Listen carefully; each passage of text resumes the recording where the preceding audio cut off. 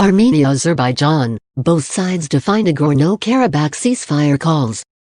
Azerbaijan and Armenia have defied calls for a ceasefire after the worst fighting in decades between the two over a disputed territory.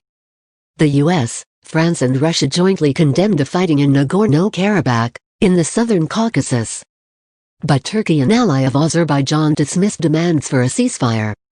Nagorno-Karabakh is officially part of Azerbaijan, but governed by separatist ethnic Armenians. Years of negotiations have never resulted in a peace treaty. Azerbaijan and Armenia fought a war in 1988–94 over the territory. Armenia backs the self-declared republic, but has never officially recognized it. Heavy shelling persisted overnight in the region's main city, despite mounting international concern. What are Armenia and Azerbaijan fighting over? Why Caucasus flare-up risks wider war? At least 100 people have reportedly been killed with hundreds wounded in the latest flare-up. What are international powers saying?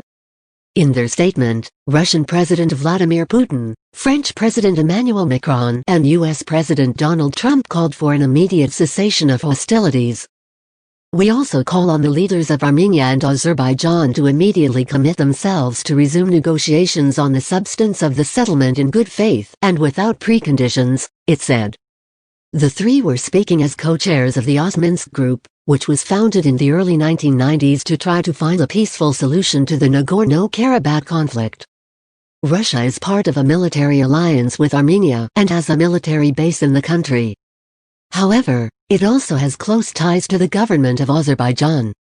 But Turkish President Recep Tayyip Erdogan rubbished the efforts, saying a ceasefire was only possible if Armenia ended its occupation of Azerbaijani territory.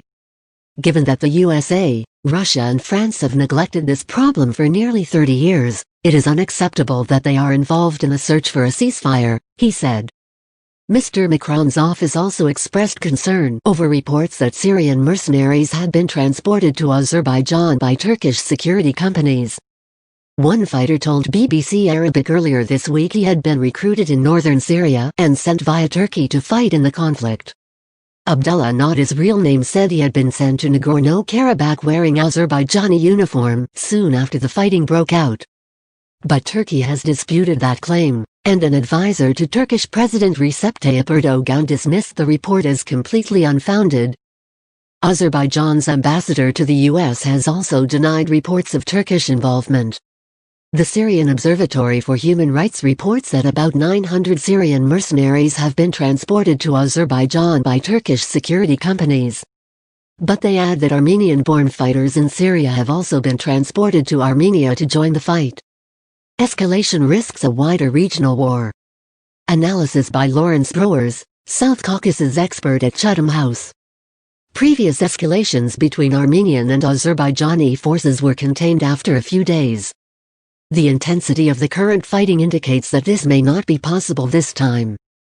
Populated areas within the contested territory of Nagorno-Karabakh have been hit by missile strikes and bombardments for the first time since the 1990s.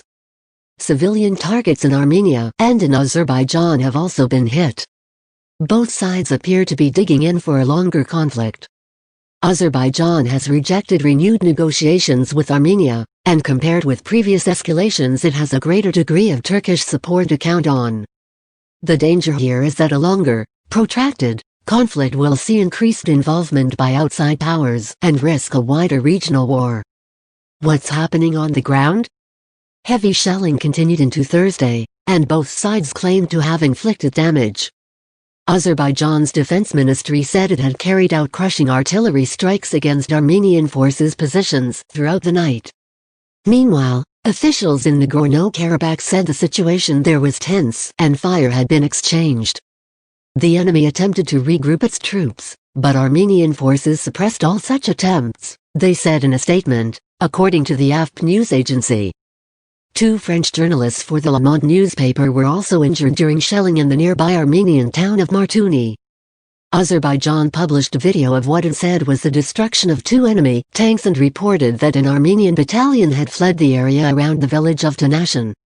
Armenian media said 3 civilians had been killed in an Azerbaijani air attack on the town of Mardakert on Wednesday. State news agency Armen Press said 7 civilians and 80 service personnel had been killed since the fighting began.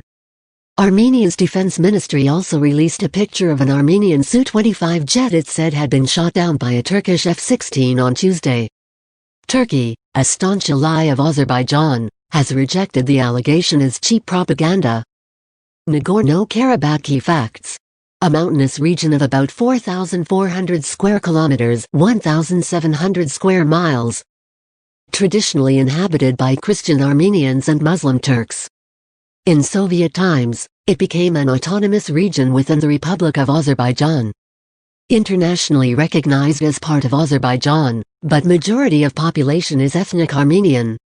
Self-proclaimed authorities are not recognized by any UN member, including Armenia. An estimated 1 million people displaced by war in 1988-94, and about 30,000 killed. Separatist forces captured some extra territory around the enclave in Azerbaijan. Stalemate has largely prevailed since a 1994 ceasefire. Turkey openly supports Azerbaijan. Russia has a military base in Armenia.